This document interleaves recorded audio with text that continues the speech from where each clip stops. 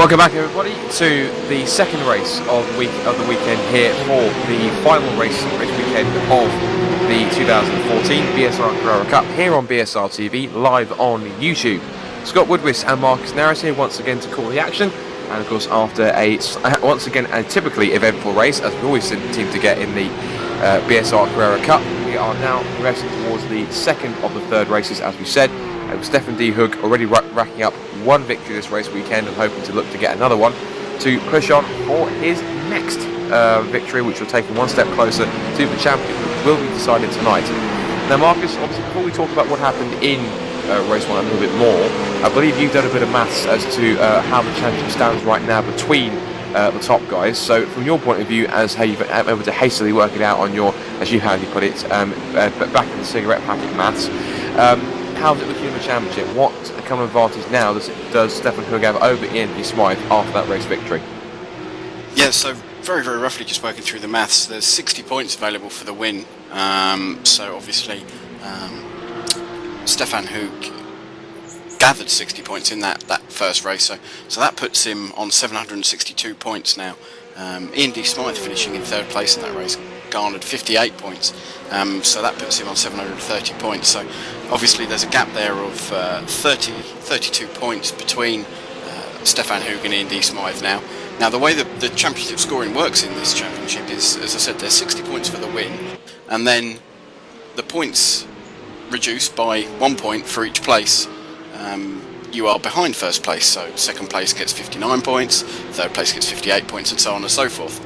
With this being a 41 car grid, the maximum points delta, so the maximum amount of points that Ian D. Smythe can make up on Stefan Hoog in any one race is 41 points. So all Stefan Hoog needs to do is make sure that at some stage before the end of the evening he has 41 more points than Ian D. Smythe. Obviously at the moment he's got 32, so what that means for this race is Stefan Hoog needs to finish 10 clear places above Ian D. Smythe's finishing position, and he'll clinch the championship in this second race. So if he finishes first, obviously he'll require Ian D. Smythe to finish 11th. If he finishes second, Smythe will need to finish 12th, and so on and so forth. So we'll keep an eye on that as the night goes on, but in very, very simple terms, if Ian D. Smythe finishes 10 clear places behind Hoog, Hoog will wrap the championship up in this second race of the three races tonight, and we'll be able to cruise around and take the third race as a victory lap. I suspect, however, that Ian D. Smythe won't be prepared to let that happen quite so easily, but given my very rudimentary maths, that's where we stand at the moment. Excellent stuff. And of course, we go forwards towards the race session, of course, in a few minutes' time. I've been so concentrated with anything else, I've forgotten to join the session, so I'm joining right now. So just in case we do start, of course, as is procedure, Marcus, you're free to carry on and look after the first part of the race. Yes, obviously going forwards, Stefan Hoog knows what he has to do, as does Ian D. Smythe, and fingers crossed that they can get this sorted, and possibly Stefan Hoog could be looking at a championship victory if things do not go the way of Ian D. Smythe, but of course that is yet to come. Just quickly, Marcus, how long do we have before the end of the session, because I'm currently still loading in, so how long do we have? We're coming into the last couple of minutes of the session, and what's fairly interesting is that I've been spectating Ian D. Smythe, and he's been throwing it off the circuit left, right and centre, trying to find some additional time in the warm-up. He finds himself only 25th in this warm-up so far. He's yet to complete any more than one clean lap, that lap being a 128.3. Meanwhile, up top in first place is Michael Rasmussen on a 123.2. So in the region of 5 seconds quicker than Smythe has managed so far. Jean-Christophe Goddard is still very, very quick. And as I speak, Smythe has another accident in warm-up. That makes 4 or 5 accidents in warm-up. So he's definitely not happy with the setup of that car. He's definitely not comfortable, and he doesn't seem to be able to turn laps at ultimate pace. So he's certainly going to have a challenge in this race, regardless of any championship connotations. Just keeping it on the island at the moment seems to be a bit of a challenge. Certainly doesn't bode confidence for his abilities and how his fortunes into the second race. And Anthony Woodward's just chucked it into the scenery, as also has Stephen Hefford, so we're catching accidents left, right and centre in warm-up. And a lot of drivers in this, as we come down to this last couple of races, it's almost like an end-of-term atmosphere where these guys are going out there not necessarily for a race victory or going out there for good results, but just going out there to have a good race and see exactly where they can get to. As Daniel Hunt is the latest driver to drop it, this time on the exit of Westfield corner. So these guys certainly trying to push the limits and see exactly how far they can get away with it before we go into the race session. Yeah, there tends to be two frames of mind when you're going into this warm-up session. There are guys who go into it and are very methodical and just make sure that everything's right, make sure that they're settled properly. A lot of these guys race on sim rigs. They make sure that they're comfortable and everything's set up how they need to be. And you get other guys who obviously aren't happy with their pace, go into the sessions trying to wring every last possible second of raw pace out of the car, maybe make some changes to their setups, just try and find that pace. And I think that's what we're seeing now, to be honest with you. There's certainly guys having a lot of accidents thrown off the circuit trying to find those extra tenths of seconds. And one person, as we talked about, Ian D. Smythe, decided to throw it into the pit wall in the pit lane. So I'm not quite sure what his state of mind is coming into the second race, whether or not he feels possibly the championship's over already, or surely he's just not having that good an experience going forwards. But of course, we are going forwards into the second race session, and that does mean, of course, as we usually do in this session, we reverse the top 10, which means that the man on pole position is going to be the number 20 car of Matt Malone. So he will start from pole, and of course, if you want to watch that race on board, quickly head over to twitch.tv/showdown1983. You'll get a full onboard view from him as he bids for possibly a race victory should he be able to keep the pace. Top 10 then going into the race. So we've got Matt Malone and Tony McCallum on the front row of the grid. Dion Phillips and Jose Almeida on row 2. Line at row 3 is Paul Thurston and Linus Brostrom, with Ian D. Smythe and Tian Damas and Ian Smythe on row 4, and Gary Toole and race 1 winners and championship leader Stefan Hug rounding out the top 10, of course, and he will start from 10th in now the number 2 machine. So we get ready for the start then of race number 2. Wait for the rest to come up. Here they come then. So, Malone and McCallum on the front row. Revs rise, ready for race number 2 at the Brands Hatch Grand Prix circuit. Lights are out, and they are away once again.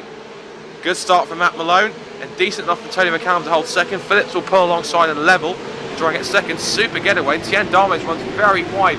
I think that's up. Dion Phillips, Jose made one of the two, but I think Tian Damas has made a super getaway. Been a big accident at the back, Scott. I don't know who we've lost. We've lost a couple of cars at the back there. One of them was a BSR TV car, and I hope it's not Stefan Hug, but I think it might be. I think we possibly have, but rather amazingly lost Stefan Hug. He's not in the pack at all.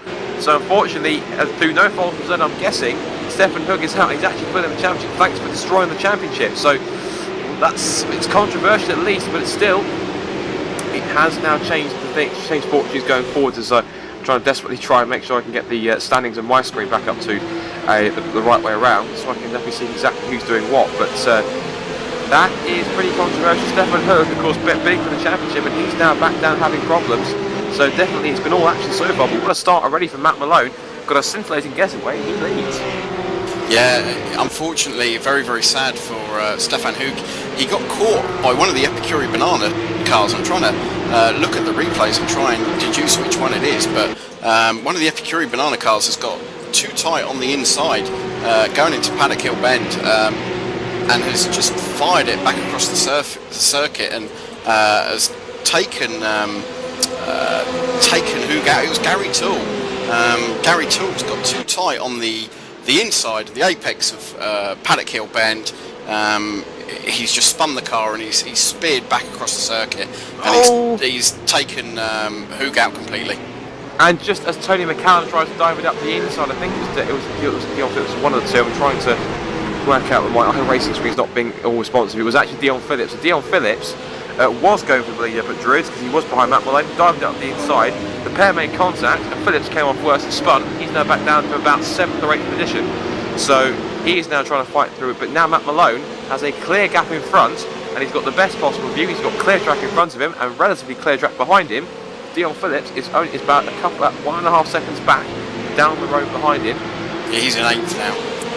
He is in 8th position, so he's holding on for the moment. It's seen now as that Darwin's pushing in. He's Smythe that way, and Smythe's been pushed, shuffled onto the gravel, and he's been pushed wide. So both championship contenders in the water. In fact, he's got some damage. He's off into the barriers. That was Dion Phillips again, unfortunately. I believe. No, it was Tian Damas. Sorry.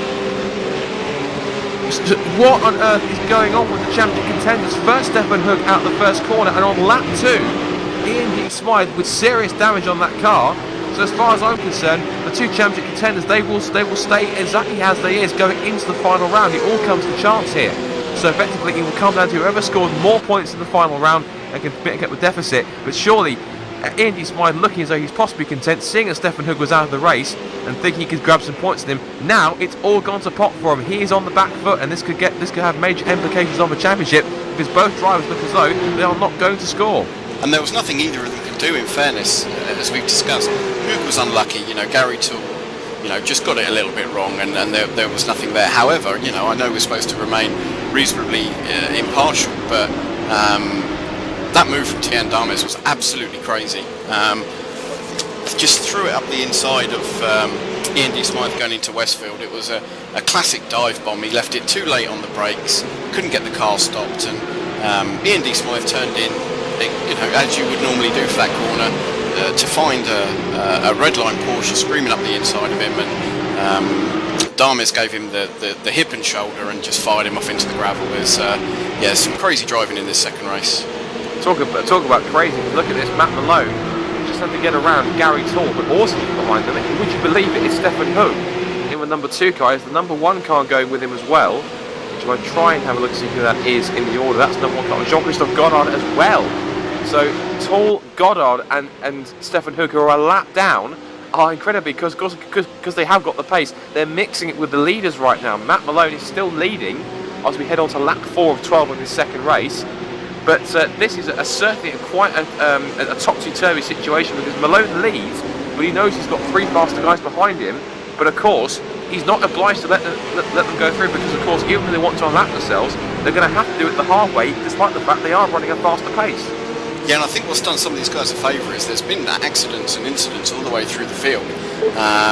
For one reason or another, we've now got 12 cars running a lap down already.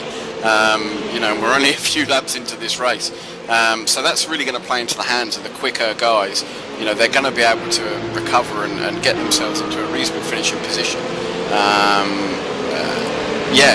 Don't know what to say really. I don't know quite why we're losing so many cars. I don't know if people are stopping concentrating at the end of the year, but it's crazy. But it gives Hoog and Ian D. Smythe a great opportunity to rescue something again. Stephen Bird was running in 5th position. There's 2 separate incidents, one on the exit of Graham Hill Bend and then on the exit of Surtees as well. On that car who was running 5th, looking a little bit damaged and worse for wear right now, as he continues to try and recover. Back across the stripe once again then, and Matt Malone is being kept honest at the front by 2 lapped cars, would you believe, of Gary Toole and, more importantly, Stefan Hoog.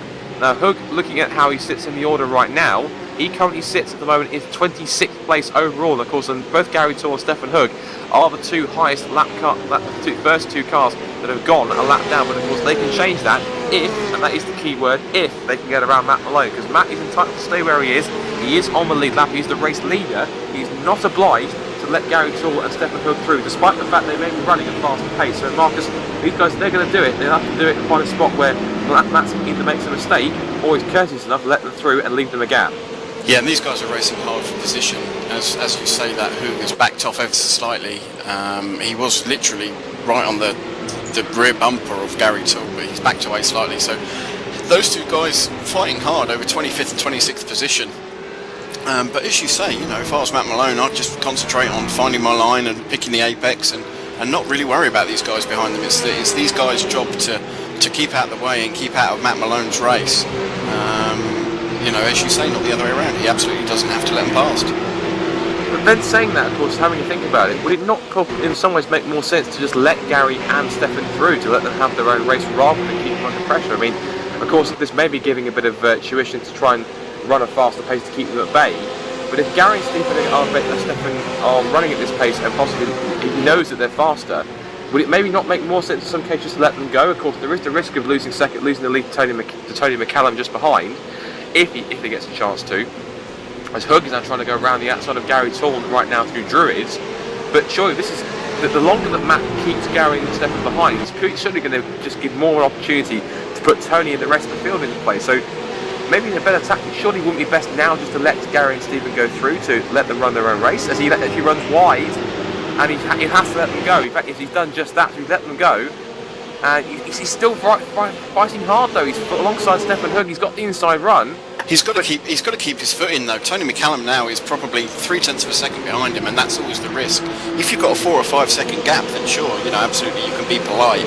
But he only had 1.5 seconds on Tony McCallum, and we've seen the effect that just letting those two guys, or making a mistake in that, them having to find their way past us as course. He's now got Tony McCallum parked right on his rear bumper, and Tony McCallum's just about to be taken by George Lee Wright. In fact, Wright makes a great move up the inside, a really clean move, and it's great to see that kind of racing from George Lee Wright. Hangs Tony McCallum out to dry, and now McCallum's got to fend off Jose Almeida, who's got the inside line going through Clark Curve and onto the Brabham Straight. It looks to me like not only Jose Almeida's going to get through, but Dion Phillips is going to force his way through. So Tony McCallum there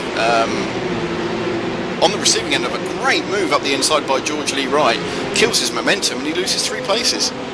And what this does, with all due respect, Gary Toy, is take the spotlight off those who usually see at the front. It gives it a chance for others to shine through, of course, even though it is the second to last race of the season.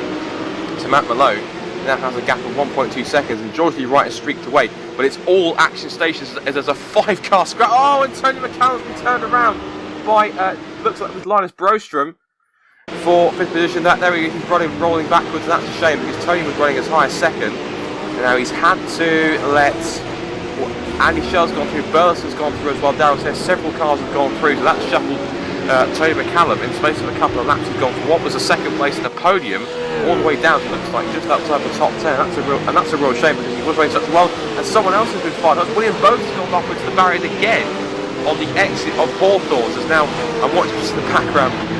Tony McCallum tries to recover.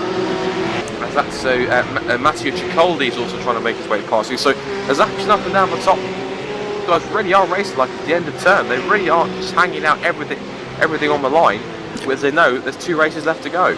Callum now, by the looks of it, is down in 14th position. He's locked in a 3-way scrap with Michael Stephen just in front of him, and then it looks like Stephen has got the pace on him to pull away. But yeah, all the way back down in 13th position.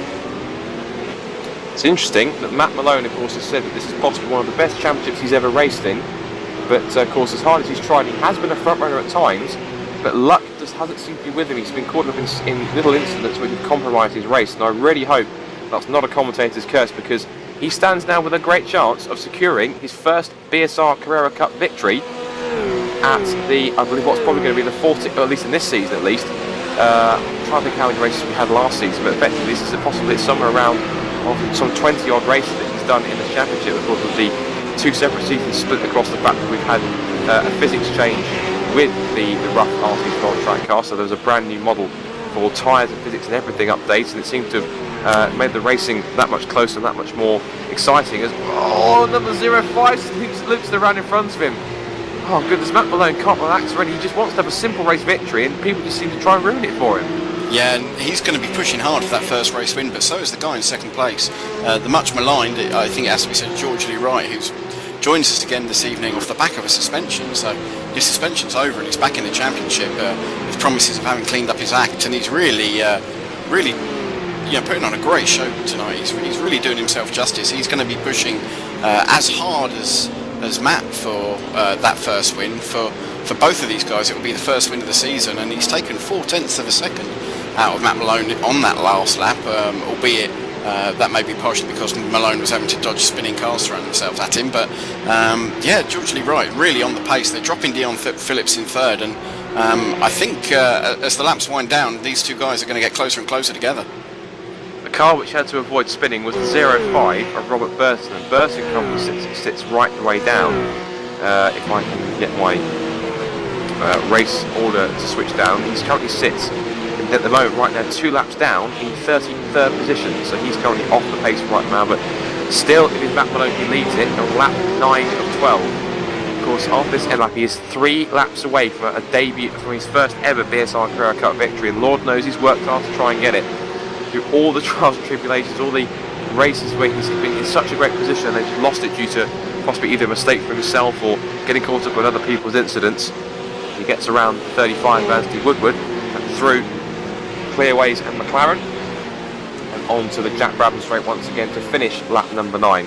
Let's look at the gap, because of course George Lee Wright has closed it a little bit more. Gap is now practically almost 1 second exactly. Dion Phillips currently third, because 3.3 seconds back the leader. Jose Almeida is fourth, and that group of cars is now split away, because Dion Phillips and Jose Almeida, they've broken away from the pack, whereas behind it's an all-out scrap between 4 cars for 5th position, because it's Craig Burleson up to 5th, Andy Shield in the 007, Darrell Taylor in the 22, and Linus Brostrom in the 96. They're all fighting hard. Also getting himself involved is Matteo Ciccaldi in the number 19 machine, I think, and also Michael Stephen just behind also. So some great scraps going on down the bottom end of the top 10. As now I can see Stevens coming under attack, is attacking Ciccaldi up the inside through the left-hander at Surtees. Up the hill they go. Ciccaldi holds the outside line, but the better traction from Stephen allows him to stay alongside. They'll go side by side underneath the bridge at Pilgrim's Drop, and it's going to leave Ciccaldi on the inside line, but we know Stephen is very brave, and I think Ciccaldi simply let him go there because he realised that rather than try and make it side by side through Hawthorne, which is not easy to do, better just to sit back, gain a toe, and try and pass him again on the next lap. Yeah, and up front, George Lee Wright is now literally right up behind race leader Matt Malone. It looks like the gap is going to be possibly as small as half a second as they come over the start-finish line to begin this 11th lap. He's had a fantastic last lap, George Lee Wright. In fact, it's only 0.3 of a second, so he's taken 0.8 of a second out of Malone on that last lap. And as we speak, Malone's starting to look a little bit ragged. There's wheels going on the grass, in the gravel on the exit of Paddock Hill Bend there, and certainly George Lee Wright is a man on a mission. That last lap was about as good as we've seen from Lee Wright this evening. 1:24.1. Yeah, and as I say, it's a good 0.7 of a second quicker than Malone was able to manage, and these guys now getting closer and closer and closer. Malone knows this is his best chance he's ever had at taking a victory, and he will not give it up easy if he can afford to. They head through Hawthorne's, the right-hander, up towards Westwood, a very tricky right-hander in itself. And there is, of course, just a few more corners until Matt Malone will start his final 2.3 miles of the Brands Hatch Grand Prix circuit. And there'll be 9 more turns before you realise he could possibly take the checkered flag. It seems as though on this lap that Matt Malone is keeping George Lee Wright at bay. He pulled away a little bit through the first set, the exiting Graham Hill Bend, but it seems to be on these fast corners where George Lee Wright seems to find the time. But into Cleo's in McLaren to head onto the pit straight to start the final lap. We'll see exactly what the gap is. It seems as though that Malone's got enough pace to maintain it, but George Lee Wright knows it's now or never. One more lap. The white flag is at the final lap, and George Lee Wright thinks about a move into Paddock Hill Bend. Oh, if Malone clouts the curb, he's a little bit ragged as well, kicking up some dust. And heading into Druids once again, through the right-hander, 180 degrees of radius. Oh, a little ragged again, almost drops the back end as he hits the curb on the exit. Through Graham Hill Bend, getting the power down, using all the exit a lot more. So is George Lee Wright. In the background, Dion Phillips, he's about 3 seconds back off the leader. But Matt Malone will know exactly what this could mean to him if he can just hold on through Surtees. Right, George Lee Wright closing. Gets a very quick exit there, very, very quick. This is where he was quite good beforehand, so he knows that he's got to get this done in the next 2 or 3 corners. Otherwise, his chance is gone. Through Hawthorns, onto the Derek Minter straight and up towards Westfield Corner. He is so close. Matt Malone can take it, so can George Lee Wright. They're both gunning for their first win of the season. Matt Malone heads towards, through Dingledale, Sheen Curve, the right-hander. He's 2 more corners left to go. Into Sterling's left-hander, and George Lee Wright is so close. There's a lapped car in front. George Lee Wright goes wide, and it's the 888 of Cyril Thomas. He has to get out of the way here, otherwise it could change the direction of the race. He does get out of the way. Oh, there's contact. No, Matt Malone's been tipped around. I don't believe it. That is awesome. And Dion Phillips comes through. Oh my goodness me! In the final corner, we knew something was going to happen, and through it all, Dion Phillips comes through and takes a shock victory. I don't believe what I've just seen. Matt Malone. Absolute heartbreak for Matt Malone, but I don't think, to be fair, there's very much that George Lee Wright could have done. Both guys were thrown off their line by the slower car of Cyril Thomas in front of them, and I'm just looking at it now, and there's really not a lot that could have been done. It was the lightest of touches from George Lee Wright into the back of Matt Malone, and it's unfortunately just turned him round. Absolute heartbreak for Malone. He won't be happy about that at all, but really there was not a lot that could be done, really. I'd say George Wright needs to, take responsibility for it, but it certainly wasn't anything outrageous. It certainly wasn't a late lunge or anything sinister. He does seem to be taking responsibility for it. I can see in the chat, in the text chat, so he does realise that was his fault. But Matt Malone was half a corner away and a pit straight from taking his first victory. And Marcus, on a situation like that, we say the word heartbreaking many times, but seriously, I don't think words can describe when you're that close to taking your first win of the season and to have it taken away like that. Words can't describe it. I'm sure there's no words that can really sum up just how much Matt Malone must be absolutely gutted at that, because he was so close. He put on such a valiant effort. He didn't put a wheel wrong up until that final corner, and then just like that, as it can be in motorsport, the victory was just snatched away from him right at the death. Unbelievable. Yeah, but he can console himself. It was a great drive. He really did a great job there. He took advantage of the reverse grid and did a great job. And it was a combination of bad luck and probably could have got on the brakes a tiny bit earlier, but I've just spectated it through his view, and he's all over the brake pedal. They've just both been caught out by how early they've had to brake. It's just a shame that there was a lap car on the outside. Not that Cyril Thomas was doing anything wrong. He can't disappear. But yeah, they were both caught out by the fact that they were off their normal racing line, and the braking points, were a bit messed up. It's just a shame. That's the only word you can use to describe it. It's a real shame. Matt Malone left the session as soon as he crossed the finish line. He's obviously not in the mood to speak to anybody, and I don't blame him. But we've got another race coming up now, and he'll have another opportunity to prove himself, albeit from a little bit further down the grid than he would have liked. But he's got a great opportunity now.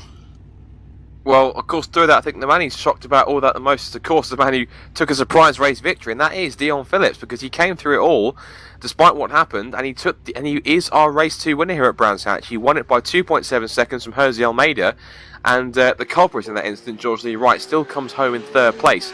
But I'm sure that's a rather aggrieved 3rd place for George Lee Wright. I'm pretty sure he won't feel he deserves any place on the podium. But going forwards, it's going to be Craig Burleson who finished 4th. Andy Shield gets a top 5 finish in 5th with the 007. Darrell Taylor 6th, ahead of Matteo Ciccoli. Michael Stephen finishing in 8th. Richard Wild in 9th. And of all people on pole for race 3, would you believe Ian D. Smythe will start on pole position for the final race of the championship, in a race that, well, Stefan believes that the championship is over and that he cannot win it now. But of course, anything can happen, as it usually does, as we've just seen in the BSR Carrera Cup.